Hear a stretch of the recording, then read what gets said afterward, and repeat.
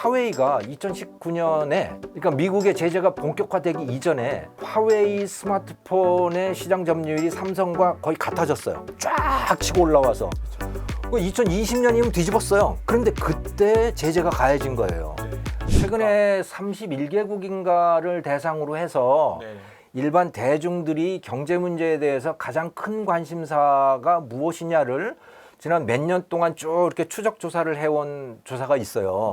거기를 보면 코로나 이전에는 뭐 코로나 문제라든가 그러니까 최근 이전에는 코로나 문제라든가 빈부격차라든가 뭐 이런 것들이었어요. 가난이라든가. 그런데 2022년에 들어와서 조사한 거를 보면 물가가 최고의 관심사로 떠올랐어요. 일반 대중들, 전 세계의 그냥 보통 사람들의 가장 큰 관심사가 물가로 떠오른 거죠. 보니까 그 중국 공산품, 중국 농수산물 뭐 이런 것들이 그 CPI에 미치는 영향에 대한 보고서들도 좀 있더라고요. 뭐 생각보다 엄청난 영향을 끼치는 건 아니더라고요. 근데 0.몇 퍼센트 포인트 정도인 것 같은데 그럼에도 불구하고 물가를 잡으려면 또 중국과의 관계를 개선해야 될 미국의 필요성도 있을 것 같습니다. 어떻게 보십니까? 또 국제 정치도 잘 보시니까. 참 미국으로서는 중국이 굉장히 고민일 거예요. 이거를 내치고 싶은데 그러자니 물가가 올라가고 참 어렵겠죠. 그래서 중국에 대한 미국의 현 바이든 정부나 또는 뭐 이 정치권의 기본적인 입장은 중국을 중진국 정도로 묶어두자라고 하는데 컨센서스가 있는 것 같아요. 제조업 국가로 어느 정도. 예. 첨단은 아니고. 그러니까 첨단은 아니고 첨단 무기도 너네들은 만들면 안 돼. 공장 역할만 해. 그러니까 반도체로 따지면 예를 들어서 한 20나노 정도 너희들은 그냥 그걸로 해. 삼성전자나 TSMC나 이런 데서 만드는 5나노, 3나노, 2나노, 1나노는 너희들 해서는 안 되는 거야. 이런 입장이 분명한 것 같아요. 그렇죠. 예, 그러니까 중국에 대해서는 최소한 그런 일상 생필품들에 대해서는 그냥 놔두지 않을까 하는 생각이 들어요. 그렇군요. 오히려 중국이 그렇죠. 그걸 가지고 무기로 삼을 가능성을 배제할 수 없죠. 그렇죠. 네. 자, 중국 얘기 나오니까 반도체 얘기도 나온 김에 그러니까 지금 삼성전자는 SK하이닉스는 이번에 투자를 다 줄인다고 했고 삼성전자는 이제 투자를 계속하면서 파운드리도 동시에 늘리고 있습니다. 근데 뭐 TSMC 이런 쪽은 계속 투자를 늘리고 있죠. 자, 한국 반도체 중국이랑 영향도 좀 복잡하게 얽혀 있는 상황입니다. 지금 한국 반도체 시장 어떻게 평가하십니까? 또 반도체 전문가이시긴 하니까. 전문가는 아니고 재미삼아서 그냥 하도 중요한 산업이어서 좀 들여다봤었는데 미국 때문에 한국 반도체 또 한국 스마트폰은 정말 기사회생을 했어요. 스마트폰도? 이미 망한 상태였을 거라고 저는 봐요. 이미 지금 미국이 아니었으면 중국 때문에 한국 반도체는 망했다? 한국 반도체와 스마트폰. 왜냐하면 화웨이가 2019년에 그러니까 미국의 제재가 본격화되기 이전에 화웨이 스마트폰의 시장 점유율이 삼성과 거의 같아졌어요. 쫙 치고 올라와서 2020년이면 뒤집었어요. 그런데 그때 제재가 가해진 거예요. 그러니까 화웨이의 스마트폰에 사용하는 그 반도체를 그건 화웨이의 자회사인 하이실리콘에서 그 설계를 해서 그걸 TSMC에 위탁을 해서 제조를 했었잖아요. 근데 그러니까 중국이 스마트폰 반도체 설계는 굉장히 잘해요. 제조는 못합니다. 그게 중국 사람들이 축구를 못하는 거하고 똑같은 이유라고 그러더라고요. 왜요? 왜냐하면 설계는 누가 했는지 분명히 드러나는 거야. 그러니까 중국이 운동도 보면 체조나 수영 이런 건 굉장히 잘하잖아요. 분명히 누군가 하는 사람이 분명히 있고 잘하는 사람이 대가를 받아. 근데 이거 몰려서 하는 거 있잖아요. 별로 표시도 안 나. 근데 남을 도와줘야 돼. 이런 건 안 되는 거예요. 협동이 잘 안 되는구나. 그러니까 설계는 자기 공이 딱 드러나. 제조는 수백 단계가 있는 거예요. 누가 잘하는지 누가 못하는지를 잘 알 수가 없어. 재밌는 분석이네요. 그러네요. 아무튼 유노가미 다카시라고 하는 일본 반도체 전문가가 진짜 저는 그 사람 전문가라고 보는데 그 사람이 하는 일종의 진단입니다. 중국은 왜 못하느냐에 대해서. 그러니까 중국 경제가 어떤 성장 한계가 있는 건 중국 축구하고도 연관이 있군요. 그거 정말 신기하잖아요. 왜 중국은 축구를 못하지? 그거하고 저는 굉장한 설명력을 갖고 중국은 있다고. 단체로 하는 걸 다 못하네요. 생각해 보니까. 그러네요. 협동해서 하는 스포츠 중에 잘하는 그러니까 남을 위해서 희생이 안 되는 거예요. 명령을 하면 명령하는 대로는 할 수 있지만 자발적으로 희생은 안 되는 거지. 그러네요. 네. 진짜. 있나? 있어요, 피디님? 중국 단체 협동 중에 잘하는 거? 그러네요. 또 재밌는 얘기입니다. 네. 아무튼 자 그렇게 돼서 미국도 그러네. 네. 미국이 그 TSMC를 잘라버렸잖아요. 네. 중국에서. 그러니까 반도체를 못 만드는 거예요. 네. 화웨이가 설계는 하는데 제조가 안 되는 거예요. 그걸 제조를 하려면 중국 내부의 SMIC에다가 제조를 맡겨야 되는데 정밀한 제조를 못 하는 거 거기는. 그렇죠. 예. 장비도 없어요. 예. EUV가 없잖아요. 예. 네, DUV만 있고. 그러니까 만들지를 못하는 거지. 그 핵심 칩을 못 만드니까 결국 스마트폰 사업도 포기를 하게 된 거예요.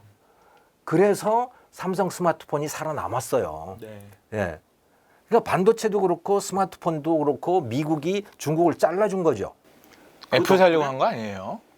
애플만 산 거 같은데 지금 삼성 스마트폰 하는 저기를 보면 애플을 산다고요? 아니 애플만 살아난 것 같다고. 삼성 스마트폰이 살아나긴 했는데 삼성 어쨌든 살아났죠. 망하지 않았으니까. 좀 늦게 망하게 되는 것 같아요. 지금 네. 상황을 보면. 그리고 메모리도 마찬가지로 지금 메모리도 그런 상황이 그렇죠. 그런 상황이 돼 있는 거고. 그런데 그래서 기사 회생은 했는데 네. 이제 여기서 그러면 그 시장을 삼성이나 SK 하이닉스가 먹어야 되잖아요. 그게 쉽지가 않게 되는 거죠. 이제 판이 또 달라지고 있으니까. 네. 그러니까 대만하고 반도체는 대만이에요. 대만은 나라 전체가 다 반도체잖아요. 예. 대만하고 일본하고 미국이 손을 잡잖아요. 네. 이거 강력한 연합인데 한국은 거기에 끼지를 못하는 거죠. 반일 때문에. 지금은 그래도 좀 낀 거 아니에요? 안 되죠. 일본 사람들이 한국을 별로 안 좋아하는 것 같고 대만 사람들도 한국을 안 좋아합니다. 대만도 반한 감정이 굉장히 심해요. 그래서 한국이 정치를 좀 바꾸지 않는 한은 이렇게 이 대만, 일본, 미국 동맹에서 반도체 동맹에서 이 소외되는 이 상황 거기에 끼어 들어갈 가능성 이게 별로 높지 않아요. 정치가 바뀌어야 됩니다. 한국인들이 생각을 바꿔야 돼요. 그렇지 않으면 해결이 안 돼요. 그럼 이제 한국의 반사 이익이 생각보다 크지 않을 수 있다는 것이에요? 교수님 보시기엔. 예. 그러면 한국 반도체는 어떻게 해야 됩니까? 한국 반도체 일단 비즈니스를 좀 잘 해야 되는데요. 우리나라 반도체는 이게 메모리 기업들이 대부분 다 그런 속성을 갖고 있는데 엔지니어로서 생각을 하는 거예요. 이걸 기술의 문제로 생각을 하는 거예요. 저도 그렇게 생각하고 있었어요. 지금 속으로. 아니에요. 기술로 나중에 메모리는 오케이. 그러니까 기술이 섹시하면 다 사고 싶어하는 거 아니야? 이런 생각을 메모리는 그래요. 왜냐하면 완제품을 만들어서 그냥 내놓고 파는 거니까. 그렇죠. 디램을 갖다 파는 거니까. 그렇죠. 하지만 이 파운드리라고 하는 거, 그러니까 시장의 대세는 파운드리가 돼가고 있는 것이잖아요. 파운드리라고 하는 건 완제품을 파는 게 아닙니다. 같이 협업을 하는 거예요. 네. 협업을 하기 위해서는 굉장한 인프라가 있어야 되고요. 또 무엇보다 친절해야 됩니다. 내가 고객을 도와서 고객이 원하는 것을 성취하게 해줘야 되는 거예요. 네. 그러니까 일단 태도가 만들어져야 되고. 영업 마인드. 그 다음에 또 중요한 거는 소위 라이브러리라고 하는 거. 수많은 경험들이 쌓여야 됩니다. 포트폴리오가 있어야죠. 왜냐하면 그 고객이 설계도를 가져왔다고 해서 당장 만들어지는 게 아니거든요. 네. 만들어지는 게 있고 안 만들어지는 게 있는 거예요. 근데 삼성전자 파운드리 투자도 많이 하고 또 열심히 하고 실제로 매출 비중도 늘고 있잖아요. 그러니까 느는데 현재 삼성전자의 주된 주문은요. 분산 발주. 그게 굉장히 많은 거예요.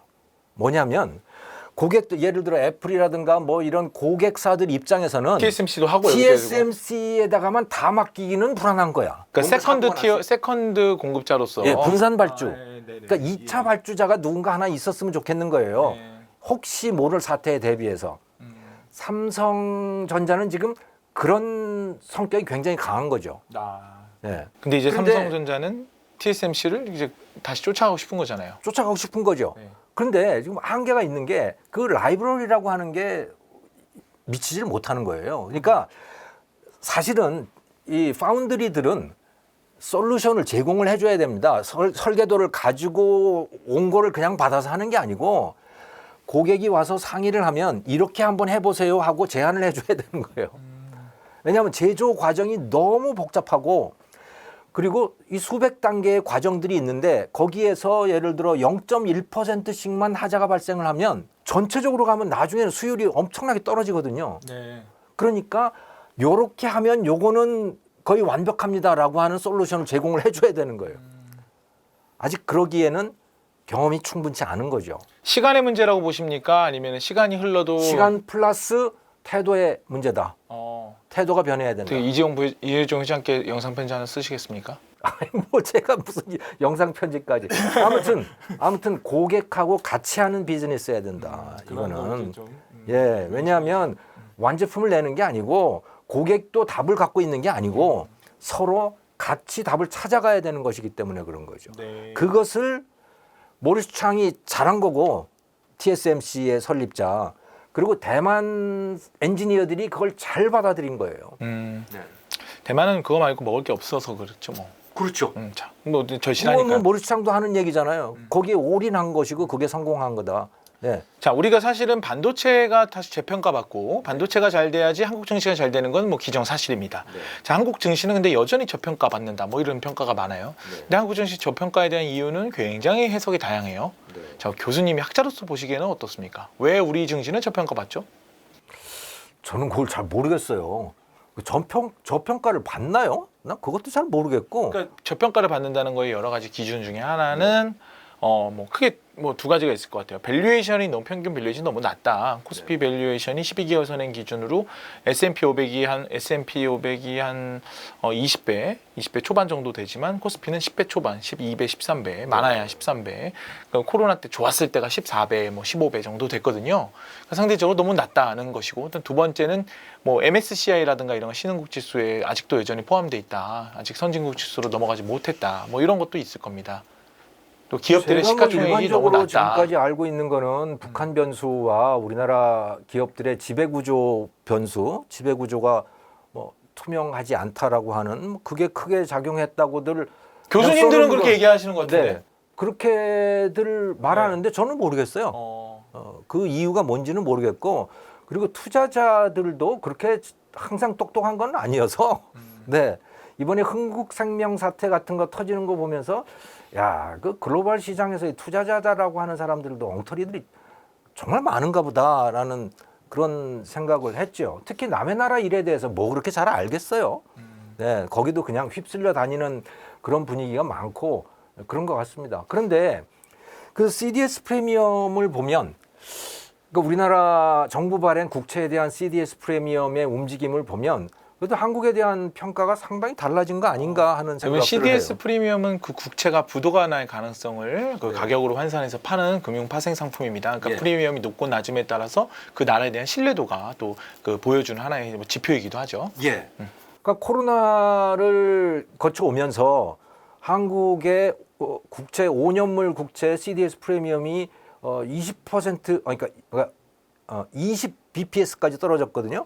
20 BPS는 일본이에요. 네. 일본하고 똑같아졌어요. 한국이 한때 그러니까 한 6개월 정도 일본하고 똑같은 위험 수준으로 평가를 받은 거고 네. 이거는 세계에서 가장 안전한 나라로 평가를 받았다는 얘기예요. 네. 지금은 50 정도로 올라와 있더라고. 50, 60 그 정도가 됐는데 일본은 여전히 20이에요. 네. 그래서 한국이 예전보다는 다르게 코로나 사태를 겪으면서 상당히 안전한 나라 또 투자를 해도 괜찮은 나라로 이제 평가가 되기 시작한 것 같다는 느낌은 받죠. 그 내년 주식시장에 대한 전망은 참 뭐 증권업계 전문가, 금융 뭐 많이들 하시는데 또 이제 학자로서 보시기에 내년 주식시장 어떻게 보십니까? 저는 펀더멘털 자체가 코로나 이전보다도 더 나빠져 있기 때문에 세계 경제 상황도 다 나빠져 있고 그래서 돈을 푸는 거, 돈 풀어서 생긴 주가 상승 이 효과만 빼면 오히려 더 낮아질 거다라고 봐요. 코로나 이전보다. 네. 근데 돈을 얼마나 조일까?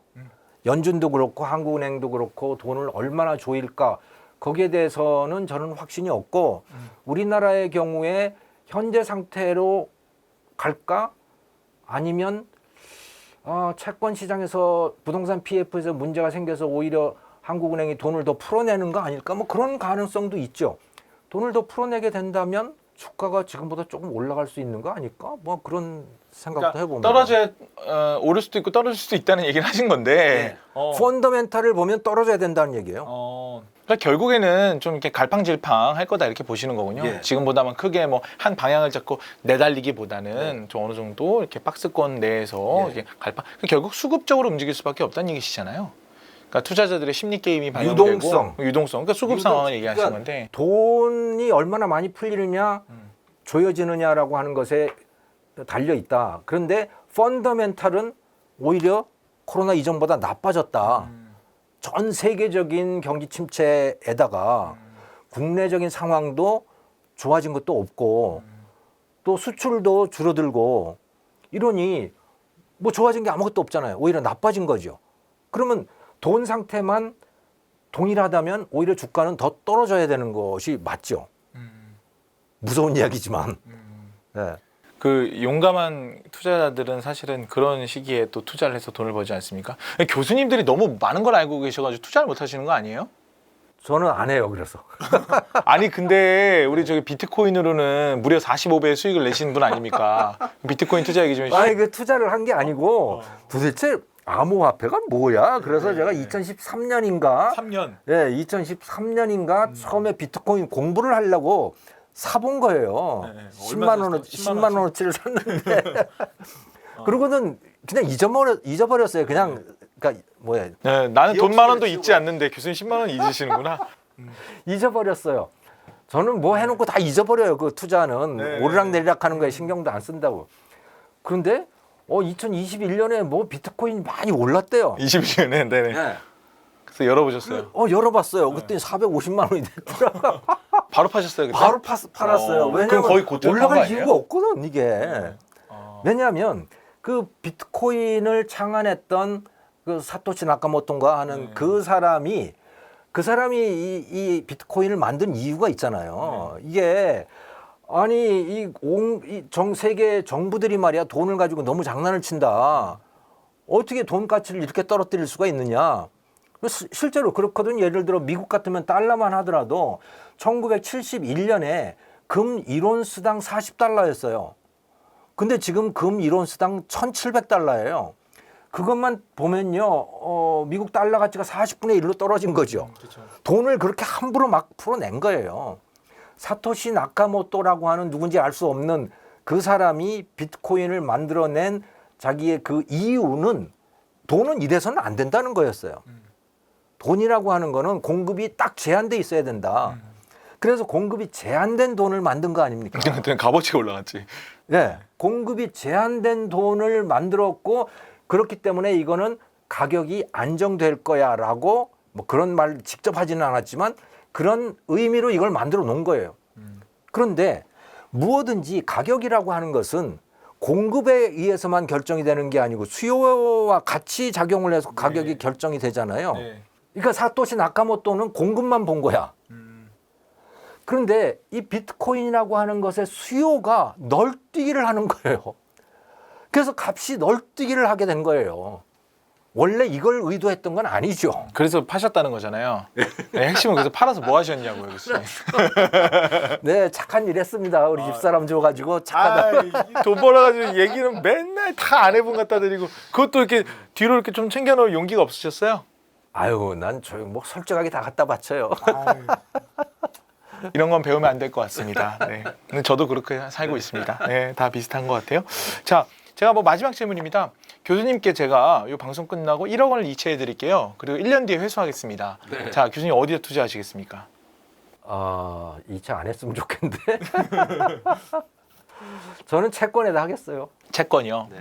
뭐 어떤 채권이죠? 회사채도 있고 뭐 미국 국채? 미국 국채에다가 얼마 크게 안 남기실 생각이신 건가요? 그럼 저는 뭐 베팅을 별로 안 좋아해요. 네. 그렇군요. 그 코로나 시대 때 사실은 이제 또 우리 시대 어른이시기도 하니까 이제 또 젊은 분들도 많이 보시고 아마 대부분 시청자분들이 네. 교수님보다 아마 좀 젊으신 분들이 많을 것 같아요. 근데 코로나 시대 때 노동의 가치가 너무 좀 저평가됐고 또 다시 한번 노동의 가치가 좀 올라가는 시대가 됐습니다. 우리 교수님 또 조언 한마디 좀 부탁드릴게요. 네, 투자하시는 분들 많으실 것 같아요. 저는 지금까지 살아오면서 가장 수익률 높은 투자는 내 본업에 대한 투자라고 생각을 했어요. 제 본업은 공부하고 글 쓰고 뭐 말하고 이러는 거 있죠. 이야기 만들고 하는 거. 그리고 뭐 그거 저는 맞았다고 봐요. 지금까지 그게 맞았다. 만약에 내가 투자를 한다고 계속 그것만 들여다보고 값이 오르고 내릴 때마다 일희일비를 했었다면 내가 뭐가 됐을까? 그러니까 저는 그런 사람이에요. 그런데 투자를 전업으로 하는 분이라면 당연히 그렇게 해야 되죠. 네. 근데 무엇이든 간에 내 본업에 투자를 하는 게 저는 수익률이 가장 높다고 봐요. 그건 저는 누구나 비슷할 거라고 봅니다. 결국에는. 네, 결국은. 그러니까 내가 지금 하고 있는 일, 그러니까 투자는 여러분들 본업이신 분들도 계시겠지만 대부분 부업처럼 혹은 이제 내가 이제 부가가치를 창출하기 위해서 하는 것이죠. 근데 그거에 너무 매몰되면 또 예. 힘드니까. 그래서 저희도 사실 방송을 너무 길게 안 하려고 해요. 현명하게 판단을 해서 뭘 진짜 자산을 마련을 하시지만 네. 웬만하면 잊어버리시라 거기. 일단 우리- 사고 나면. 우리도 이제 뭐 공부하자 얘기하지만 공부하고 투자할 때 뭐 단기적으로 막 단타 투자하는 게 아니라 중장기적으로 투자하라고 이제 계속 얘기를 하지 않습니까? 네. 그런 차원에서도 투자는 계속 하시되 본업에 좀 더 집중하는 그런 뭐 내년 시기가 좀 되면 좋을 것 같아요. 네. 근데 투자 유튜브 채널에서 이런 얘기 되나요? 그러게 말입니다. 그거 왜 물어보셨어요? 저 같은 사람한테. 저희는 그 유튜브 막 맨날 보고 있으면은 그거 안 된다고 생각해요. 하루에 무조건 1시간 이상 절대 보시지 마세요. 네.